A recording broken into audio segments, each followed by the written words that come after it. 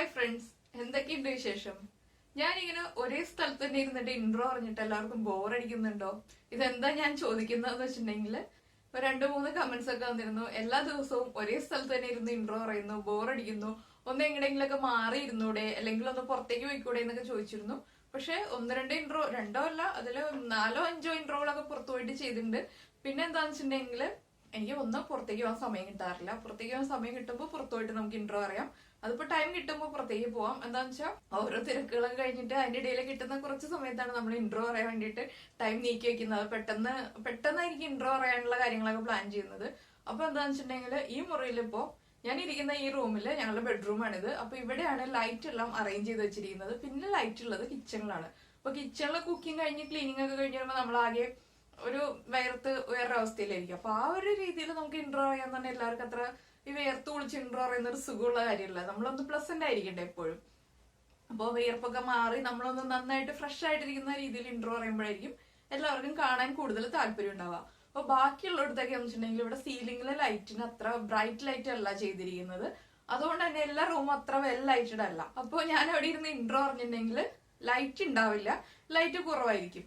അതുകൊണ്ടാണ് ഞാൻ ഈ ചെയറിൽ തന്നെ ഈ റൂമിൽ തന്നെ എപ്പോഴും ഇരുന്നിട്ട് ഇൻട്രോ പറയുന്നത്. പിന്നെ പുറത്താണെങ്കിൽ ഇപ്പൊ കുറച്ച് ദിവസമായിട്ട് മഴയൊക്കെ ആയതുകൊണ്ട് പുറത്തിറങ്ങി വന്നിട്ട് ഇൻട്രോ പറയാൻ പറ്റുന്നില്ല. പിന്നെ നമുക്ക് ഇവിടെ പുറത്താണെങ്കിൽ എപ്പോഴും വണ്ടികളൊക്കെ പോകുമ്പോൾ അതിന്റെ സൗണ്ട് ഡിസ്റ്റർബൻസ് ആയിട്ട് വരരുതല്ലോ. നമ്മൾ പറയുന്ന കാര്യങ്ങൾ ക്ലിയർ ആവണ്ടേ. അതുകൊണ്ടാണ് കൂടുതൽ പുറത്തിറങ്ങി ഇരിക്കാതിരിക്കുന്നത്. അപ്പൊ ടൈം കിട്ടുമ്പോൾ ഞാൻ പുറത്തൊക്കെ പോയിട്ട് ഇൻട്രോ അറിയാം. അതുപോലെ മറ്റുള്ള റൂമിലൊക്കെ നോക്കട്ടെ, ലൈറ്റ് ഒക്കെ ചെയ്യാൻ പറ്റുന്നതനുസരിച്ച് നമുക്ക് മറ്റുള്ള റൂംസിലൊക്കെ പോയിട്ട് അല്ലെങ്കിൽ പുറത്തേക്ക് പോയിട്ടൊക്കെ ഇൻട്രോ പറയാം.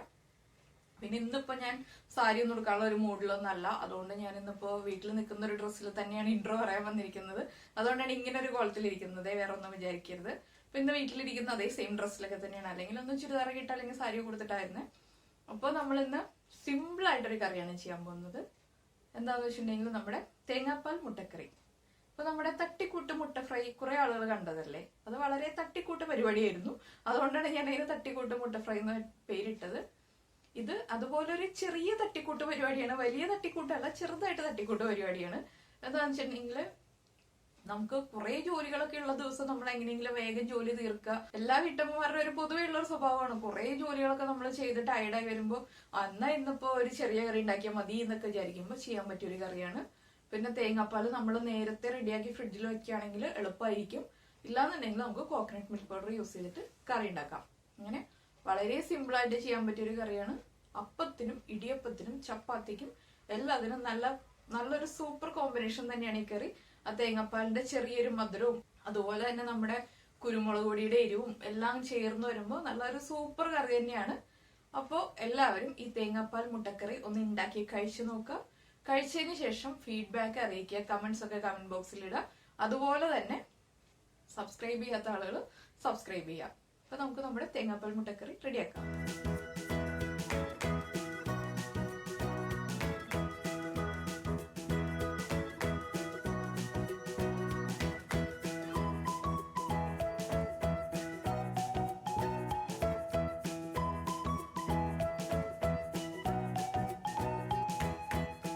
നമുക്ക് നമ്മുടെ മുട്ട തേങ്ങാപ്പാൽ കറിക്ക് ആവശ്യമായിട്ടുള്ള ഇൻഗ്രീഡിയൻസ് നോക്കാം.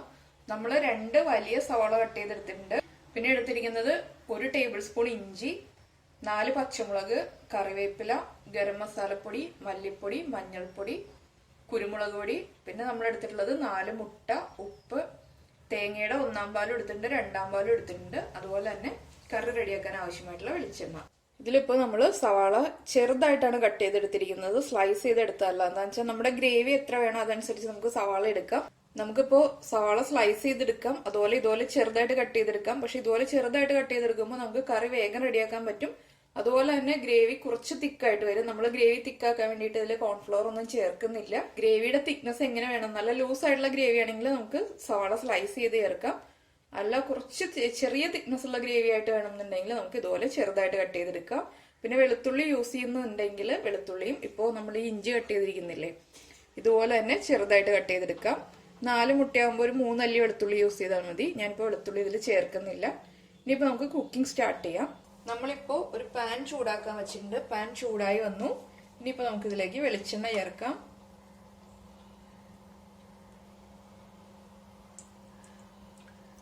വെളിച്ചെണ്ണയിലേക്ക് നമുക്ക് നമ്മൾ എടുത്തു വെച്ചിരിക്കുന്ന ഇഞ്ചി ചോപ്പ് ചെയ്തത് ചേർക്കാം. ഞാൻ ഫ്ലെയിം കുറച്ചിട്ടാണ് ഇഞ്ചി ചേർക്കുന്നത്.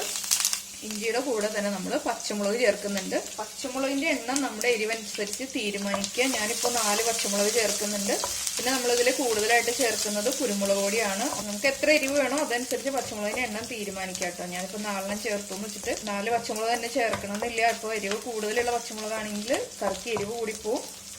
ഇഞ്ചി ഒന്ന് ചെറുതായിട്ട് കളർ ചേഞ്ച് ആയി തുടങ്ങുമ്പോൾ നമ്മൾ കട്ട് ചെയ്ത് വെച്ചിരിക്കുന്ന സവാള ചേർക്കാം. ഇനി നമുക്ക് ഫ്ലെയിം കൂട്ടി വയ്ക്കാം.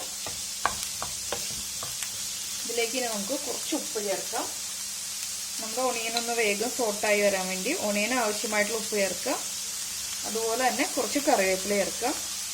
ഞാനിപ്പോൾ ആകെ 3 തണ്ട് കറിവേപ്പില എടുത്ത് വെച്ചിട്ടുണ്ട്. അതിൽ കുറച്ച് ചേർത്തു, കുറച്ച് നമുക്ക് അവസാനം ചേർക്കാം. ഈ കറിയിൽ നമ്മൾ വറവിടുക, കടുകും തക്കാളി അങ്ങനെ അതുപോലെ തന്നെ നമ്മുടെ മുളക് പൊടി ഇതൊന്നും ഇല്ലാത്തൊരു കറിയാണ്.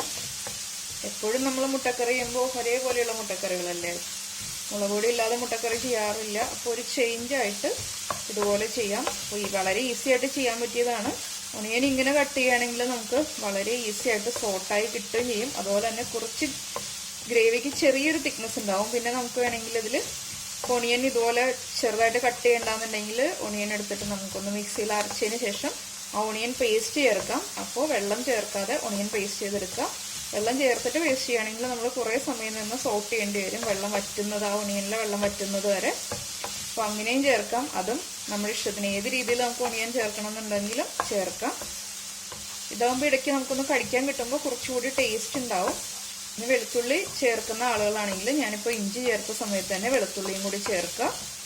വെളുത്തുള്ളി ചേർക്കണം എന്ന് നിർബന്ധമുണ്ടെങ്കിൽ മാത്രം ചേർക്കുക, ഇല്ലെങ്കിൽ ചേർത്തില്ലെങ്കിലും കുഴപ്പമൊന്നുമില്ല. ചില ആളുകൾക്ക് പൊതുവേ ഒരു വിശ്വാസമുണ്ട് എല്ലാ കറികളിലും വെളുത്തുള്ളി ചേർത്താലേ ടേസ്റ്റ് ഉണ്ടാവുള്ളൂ. അതുപോലെ തന്നെ വെളുത്തുള്ളി ചേർത്താൽ ടേസ്റ്റ് ഉണ്ടാവും, ടേസ്റ്റ് ഉണ്ടാവില്ല എന്നല്ല. പക്ഷെ പൊതുവേ എല്ലാ കറികളിലും വെളുത്തുള്ളി ചേർക്കുന്ന ആൾക്കാരുണ്ട്. ചില കറികളിൽ മാത്രം നമ്മൾ വെളുത്തുള്ളി ചേർക്കാറുണ്ട്. ഞാനൊക്കെ ചില കറികളിൽ മാത്രമേ വെളുത്തുള്ളി ചേർക്കാറുള്ളൂ. ചിക്കൻ, ബീഫ് അതുപോലെയുള്ള കാര്യങ്ങളൊക്കെ ചെയ്യുമ്പോൾ നമ്മൾ വെളുത്തുള്ളി ചേർത്ത് തന്നെ ചെയ്യാം. മീറ്റ് ഐറ്റംസ് ചെയ്യുമ്പോൾ വെളുത്തുള്ളി ചേർക്കുക. അതുപോലെ നമ്മുടെ ചില മീൻകറി റെസിപ്പീസിൽ ചില കറികളിൽ മാത്രം നമ്മൾ വെളുത്തുള്ളി ചേർക്കാറുണ്ട്. എല്ലാ മീൻ കറിയിലും വെളുത്തുള്ളി ചേർക്കാറില്ല.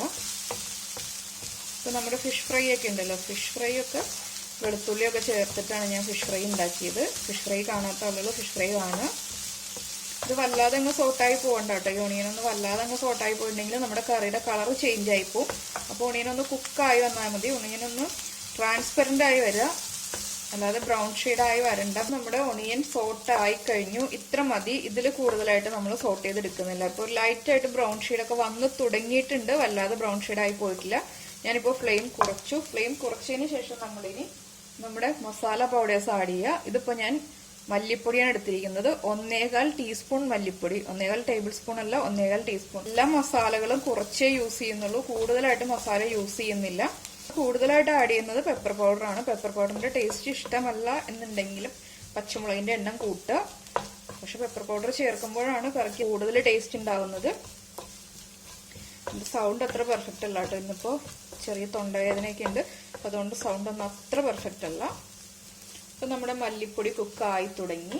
ഇനി നമ്മൾ ചേർക്കാൻ പോകുന്നത് മഞ്ഞൾപ്പൊടിയാണ്. മഞ്ഞൾപ്പൊടി ചേർക്കുമ്പോൾ കുറച്ച് മഞ്ഞൾപ്പൊടി, ഒരു 1/4 ടീസ്പൂൺ മഞ്ഞൾപ്പൊടി ചേർക്കുക, അല്ലെങ്കിൽ കറിയുടെ കളർ ചേഞ്ച് ആവും. അതുകൊണ്ടാണ് 1/4 ടീസ്പൂൺ എടുത്തു പറയുന്നത്.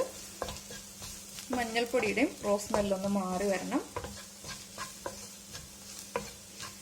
എല്ലാവരും ചോദിക്കും നമുക്ക് എല്ലാ പൊടികളും കൂടി ഒരുമിച്ചിട്ടിട്ട് കുക്ക് ചെയ്യാൻ പാടില്ലേ, അപ്പോൾ എളുപ്പം കഴിയില്ലേന്ന് ചോദിക്കും. അപ്പോൾ എന്താണെന്ന് വെച്ചാൽ നമ്മളിപ്പോൾ മഞ്ഞൾപ്പൊടിയുടെ കുക്കിംഗ് ടൈം അല്ല മല്ലിപ്പൊടിക്കുള്ളത്. ഓരോ പൗഡേഴ്സിന്റെയും കുക്കിംഗ് ടൈമിൽ വ്യത്യാസമുണ്ട്. അപ്പം ഞാൻ മല്ലിപ്പൊടിക്കാണ് ഏറ്റവും കൂടുതൽ കുക്കിംഗ് ടൈം ഉള്ളത്. അതുകൊണ്ടാണ് നമ്മൾ ആദ്യം മല്ലിപ്പൊടി ചേർക്കുന്നത്.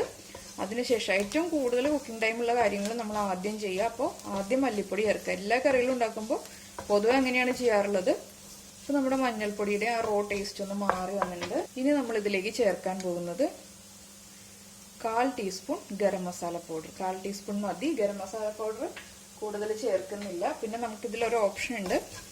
ഇപ്പോൾ പെരിഞ്ജീരകത്തിന്റെ ടേസ്റ്റ് കൂടുതൽ ഇഷ്ടമുള്ള ആളുകളാണെങ്കിൽ ഒരു 2 പിഞ്ച് പെരിഞ്ജീരകത്തിന്റെ പൊടി ചേർക്കുകയാണെങ്കിൽ കൂടുതൽ ടേസ്റ്റ് ഉണ്ടാവും കറിക്ക്.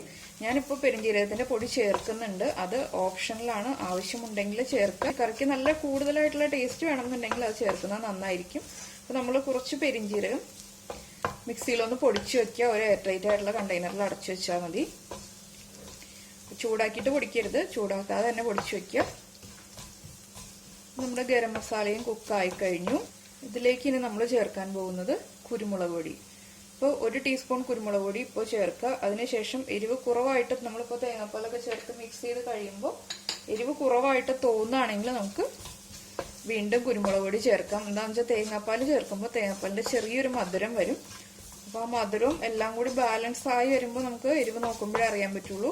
ഇപ്പോഴേ നമുക്ക് പറയാൻ പറ്റില്ല. എന്താണെന്ന് വെച്ചാൽ നമ്മൾ ഓരോ പ്രാവശ്യം എടുക്കുന്ന തേങ്ങയ്ക്ക് ചിലപ്പോൾ മധുരത്തിൽ വ്യത്യാസം ഉണ്ടാവും. അപ്പോൾ ആദ്യം 1 ടീസ്പൂൺ ചേർത്ത് നോക്കുക. അതിനുശേഷം മാത്രം തേങ്ങാപ്പാലൊക്കെ ചേർത്ത് കറി ഒന്ന് കുക്കായി കഴിയുമ്പോൾ ബാക്കി നോക്കുക. അപ്പോൾ ഉപ്പും എരിവൊക്കെ നോക്കുമ്പോൾ നമുക്ക് എരിവ് കുറവായിട്ട് വരികയാണെങ്കിൽ കുരുമുളക് പൊടി ചേർക്കാം. ഇതിലേക്ക് നമ്മൾ എടുത്തു വെച്ചിരിക്കുന്ന തേങ്ങയുടെ 2ാം പാല് ചേർക്കുക. തേങ്ങാപ്പാൽ ചേർക്കുന്നതിന് അളവില്ല. എന്താണെന്ന് വെച്ചിട്ടുണ്ടെങ്കിൽ നമ്മുടെ ഗ്രേവി എത്ര ലൂസായിട്ടാണോ അതിനനുസരിച്ച് തേങ്ങാപ്പാൽ ചേർക്കുക.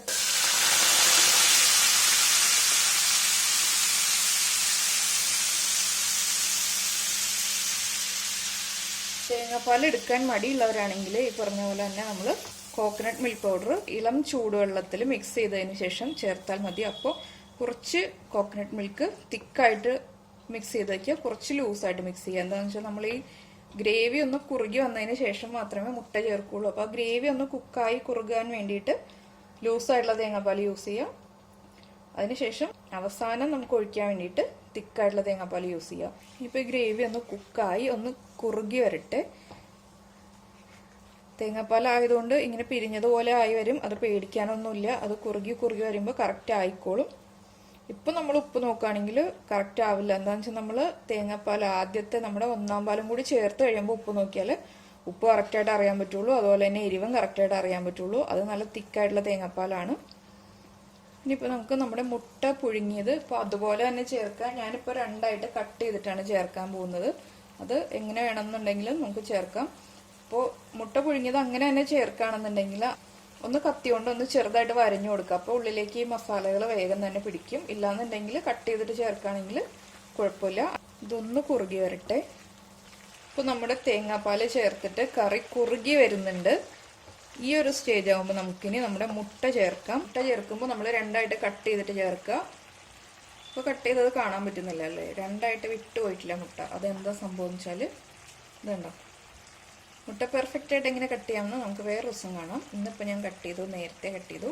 അപ്പോൾ ഇതിപ്പോൾ കട്ട് ചെയ്തതായിട്ട് തോന്നുന്നില്ല, പെട്ടെന്ന് കാണുമ്പോൾ കട്ട് ചെയ്തതായിട്ട് തോന്നുന്നില്ല. നമ്മളിങ്ങനെ ഒന്ന് പതുക്കെ വിടർത്തുമ്പോൾ മുട്ട വിട്ട് വരുന്നുണ്ട്.